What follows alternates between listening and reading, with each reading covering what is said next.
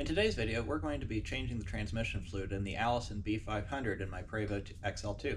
If you own any bus or Class A RV, chances are it comes with an Allison automatic transmission of some sort. There are three general transmissions that you'll find in these vehicles. An Allison 3000, like what was in my previous RV, and in a lot of smaller diesel pushers.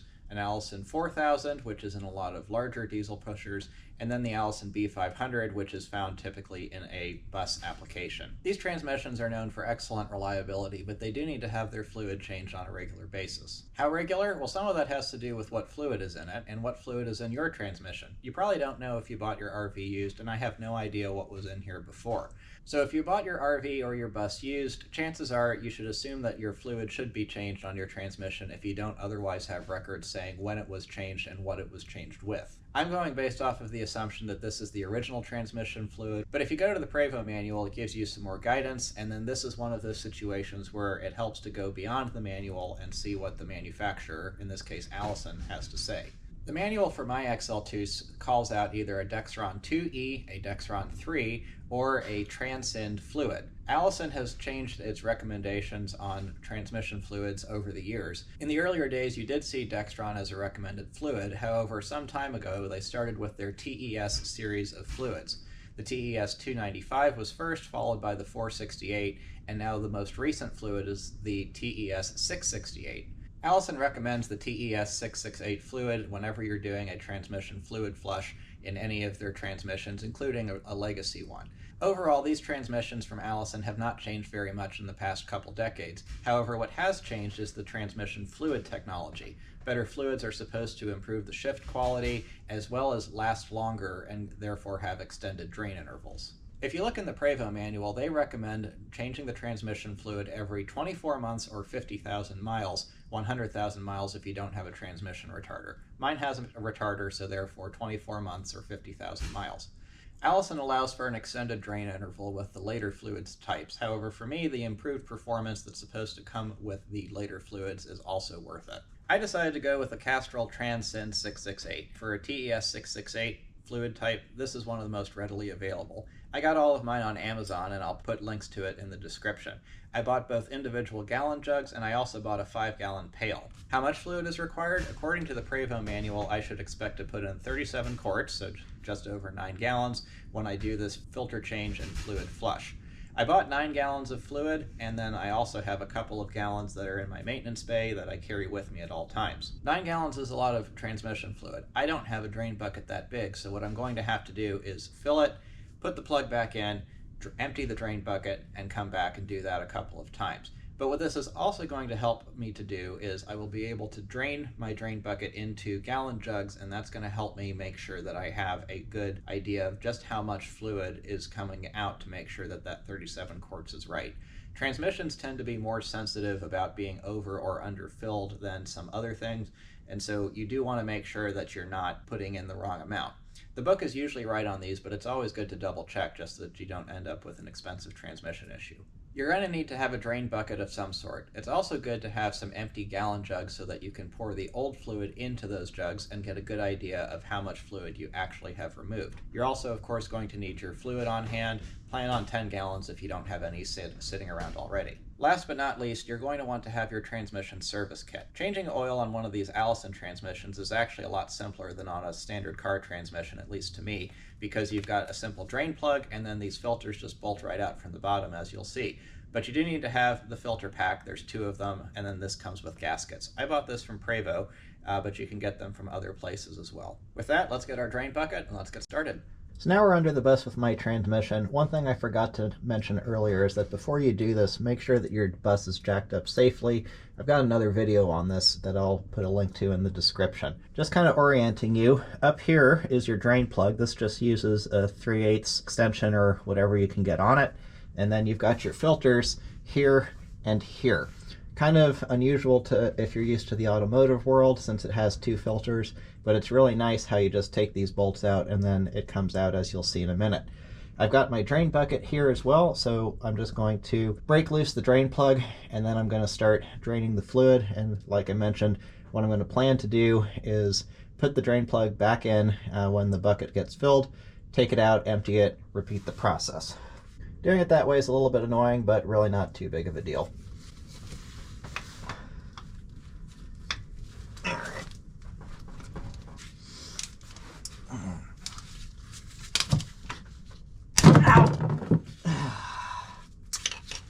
Well, that's in there firmer than I expected, so now I'm going to cheat.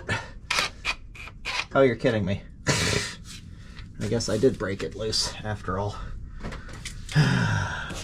Alright, well, note to self. Should have just used the impact anyway. Ow.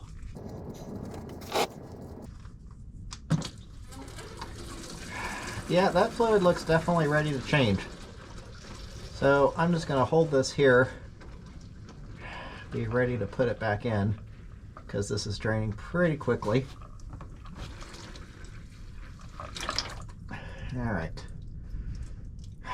put that in while that is draining. And for this, all I have to do is really keep it finger tight. When I checked it on the dipstick, it definitely had seemed like it was on the older side, and just seeing the color that it's coming out confirms that.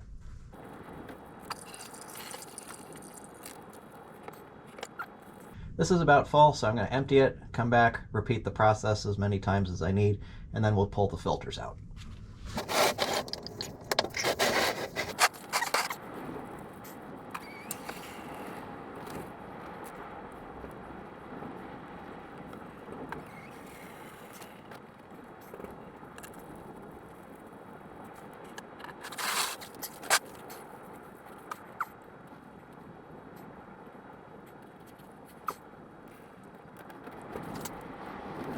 So while that's draining, let me just show you the drain plug here. And you can see it's got magnet on it, has a little bit of stuff on it. This is normal wear, nothing to be concerned about. So I'm gonna wipe this off. You can see there's an O-ring on it, which I believe should come in the kit. So I'll make sure that it has that, and I will reinstall it after I let the rest of the fluid drain out. Allison says that you should have the transmission warmed up fully before you do this to have the fluid drain quicker and more completely, but I'm really not all that worried about doing it that way, and I don't like dealing with hot fluid. So this is working just fine. As you can see, it flows quite easily. Well, that looks drained all the way. It turns out that the filter service kit I ordered does not include this O-ring here. I'm not all that worried about it, so I'm going to put the drain plug back in, but just something to be aware of if you want to replace this O-ring, which is a good idea. You're going to have to order that separately from Prevost.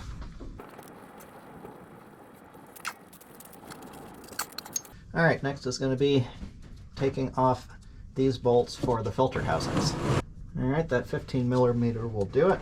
I'm going to use the impact driver this time and make it easier on myself. At least, hope so. Oh, you're kidding me. Really? Okay.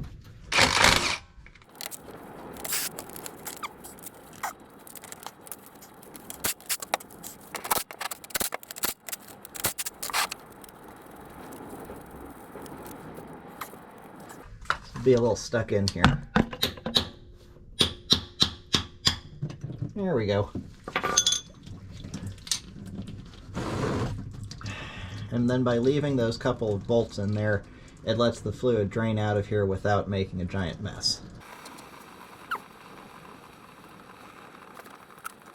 Or at least as giant of a mess. This fluid was definitely ready to be changed.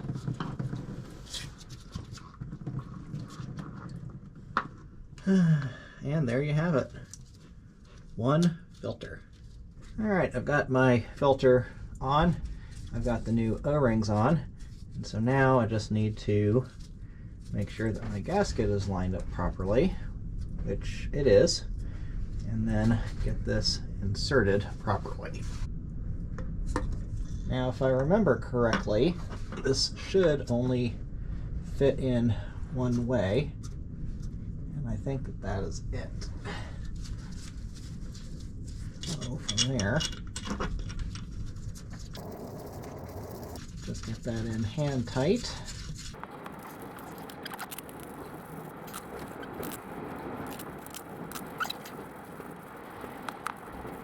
So now I'm going to move over to the other filter, and then while that's draining, I'll go ahead and I'll get these things tightened properly.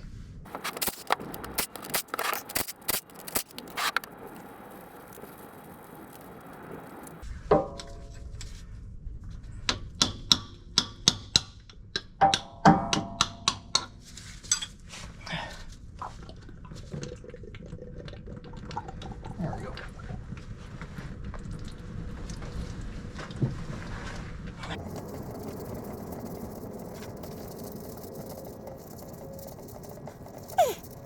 Alright, these are supposed to get torqued to the range I think is 36 to 45 foot-pounds.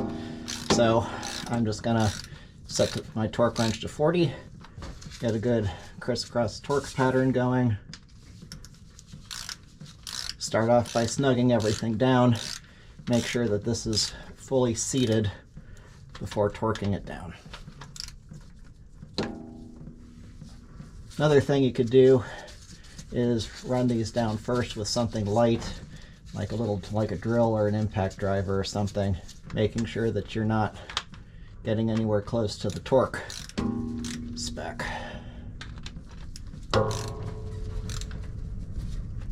But for some reason I like to make things hard on myself. Alright, so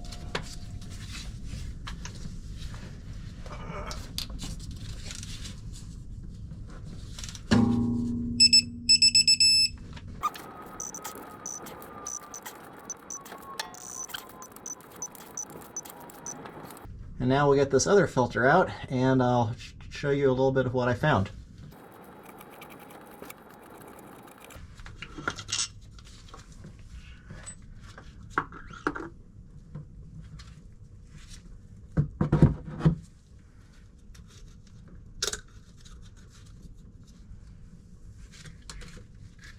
So here I've got my two filters. I've already got the one that I removed and replaced, and then this is the second one that I removed. So I'm going to pull this off. To get this off, all you have to do is just grab and twist, and it's got an O-ring on it, which in this case, the O-ring and the bottom part of the housing stuck. So I will need to pry that off with a screwdriver or something.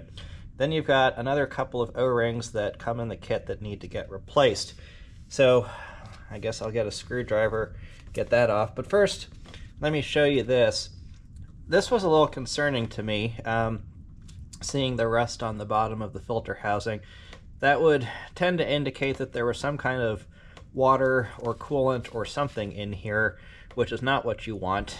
Keep in mind the transmission cooler is a coolant to transmission fluid heat exchanger, so it's possible that you could get coolant in there, and that's one of the things they caution about. But the fluid did otherwise come out looking and smelling like transmission fluid. This has been sitting for several days since it last ran, so if there was coolant in the transmission pan, I would have seen that coming out first. It would have separated from the fluid. So overall, I guess a little concerning, but not too bad. There is a little bit of corrosion on the housing here as well, but that looks like that will wipe off just fine with a shop rag. One thing I did notice though is that if you take a look here, you'll see a date stamp of 7/31/20, and the other filter was about the same time. So actually these filters were probably changed not all that long ago. The new filters I got from Prevost have a date stamp of 2023, sometime last summer. So those are fairly recent as well. So that's good that this isn't original transmission fluid, but it's definitely dark, definitely ready to be changed. Before I go and get a screwdriver to get that off, I'll just show you here quick. Getting these O-rings off, just get a little screwdriver or something in there, and these come out really quite easily, and then you'll just slide the new ones right on there. And then from there, the gasket only goes on one way.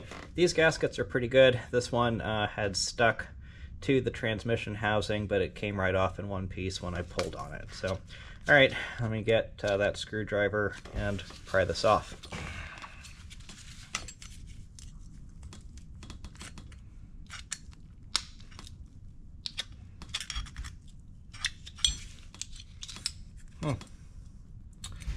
Now, like I said, that's interesting that this one physically came apart like that. Otherwise, wiping it off.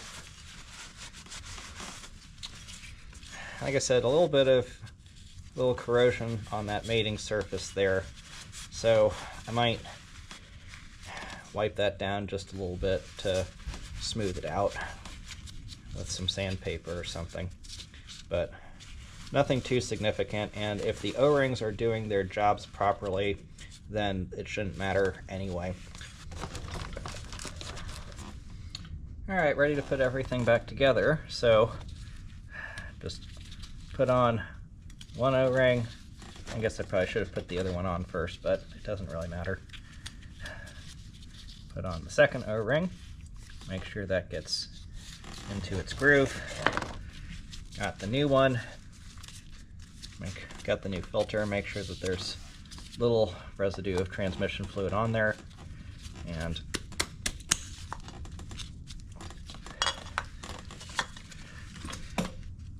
twist it on, or if you push it on, it should help it to go on a little easier. There we go. Now it's on, and so then from there, the gasket just goes on here. Once again, it only goes on one way. Everything lines up, and now I will just go bolt it in on the transmission, and then we'll go ahead and we'll start our initial fill. Now we're at the back of the bus and we're ready to do our initial fill. When I added up the total fluid that came out of the transmission, it was in the range of 6.5 to 7 gallons. I give the range there because you have a little bit of inaccuracy between some spilling and not filling up the bottles completely evenly and whatnot. So what I'm going to do is I'm going to put in 6.5 gallons to start. Then I'm going to do the cold check. The dipstick has ranges for both cold and for hot, and you're supposed to check it when it's cold first to make sure that it's within a proper range so that you can drive it, get it hot, and then get the complete accurate number. One thing that I'll note, and this is something I have not had to deal with before on a vehicle, I actually had to buy a new dipstick, and the old dipstick was in here, but on the Prevost, you've got this rubber compression grommet kind of a thing, or plug, that it had completely disappeared, was completely gone. So the dipstick was not able to properly seal in the tube, which is not what you want. That would allow stuff to get in potentially. So I had to order a new one of those. Just kind of a weird note. Overall, this is a really nice setup for filling. The tube is easily accessible. You can get a funnel in there easily. My last RV, filling the transmission fluid was a real pain. This is a really nice setup, kind of like everything with the Prevost. So let me get my first gallon and we'll get filling. Not sure how well it comes out on the camera, but this is nice, fresh red fluid the way that you want it. It's always good to check for leaks after you put the first gallon in on a job like this to make sure you don't see anything obvious. This fluid is like $45 a gallon, so don't want to waste it. All right, nothing obvious. Let's keep going. Okay, I've got my initial fill in of about 6.5 gallons. I'm going to clean up a couple of little spills here, and then we'll start the engine, let it idle for just a little bit to get the fluid circulated, and then we'll do a cold check. It's a few days later, and I've got the Prevost out of the shop ready for a test drive after doing the transmission fluid flush and filter change. I was having trouble getting a cold reading indication on the dipstick. So what I ended up deciding to do was go with the theory that if I drained about 7 gallons and I put about 7 gallons in, that was probably going to be about right and at least good enough for testing. So far I've pulled it out of the driveway. Let's go for a drive. What I'm going to be looking for is shift quality, any slippage, any signs of abnormalities, and once the transmission gets up to temperature, we'll let the transmission tell me whether or not the fluid is at an acceptable level.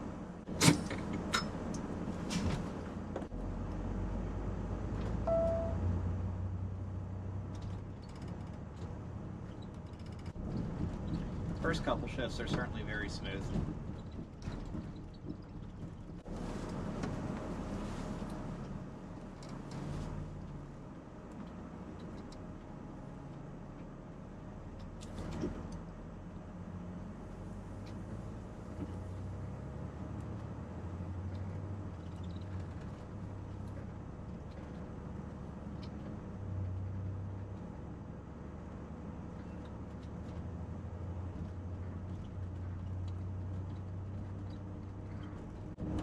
This transmission shifted pretty well before, but I can definitely tell that it's shifting smoother than it was.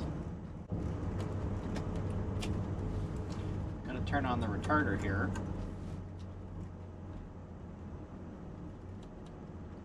That actually seems like it might be a little bit quicker to respond than it was before.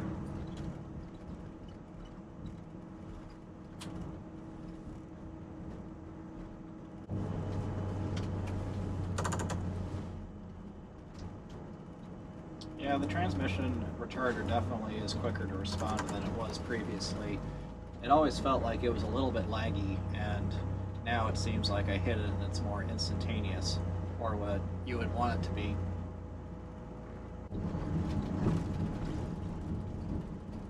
Well, so far everything's certainly been smooth. Let's get on the highway here and see what she does for a full throttle acceleration.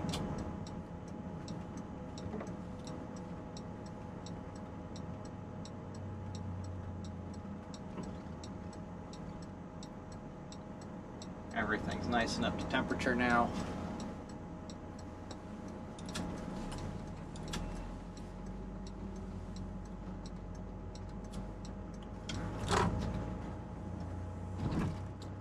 I also recently flushed the power steering fluid, and the steering has gotten a whole lot nicer with that.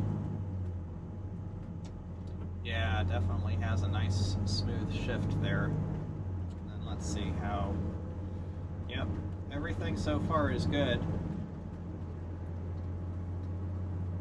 This transmission used to sometimes slip on the, I think it was the 3/4 shift, and it definitely is not doing that now.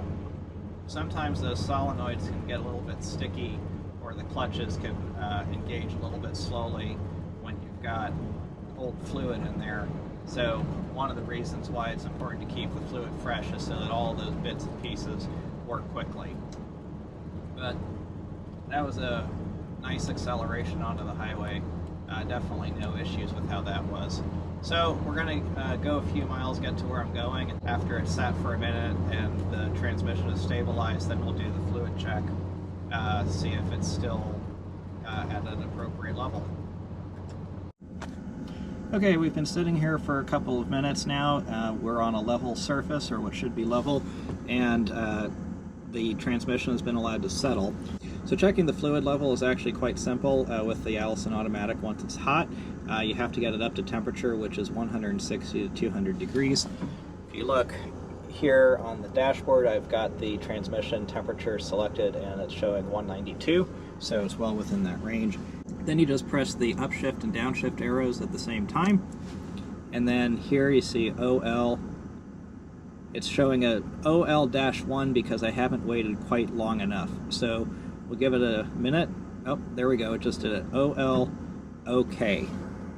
See if you can see that. OL OK means that the oil level is okay. So all right, we got it good. Get out of that mode. Just hit neutral and you can get back to driving. I hope you found this video on changing the transmission fluid and filters useful. Whether you've got a B500 in a Prevost or an Allison 3000 in another motorhome or a 4000, they're all more or less the same. They all recommend the same kinds of fluids. The filters are arranged in the same situation, and the Allison pretty much only has the two filters that I'm aware of. The short one, like what is used in this transmission, and then they have a tall one if you have a deeper pan. Leave any questions down below in the comments, and as always, thanks for watching.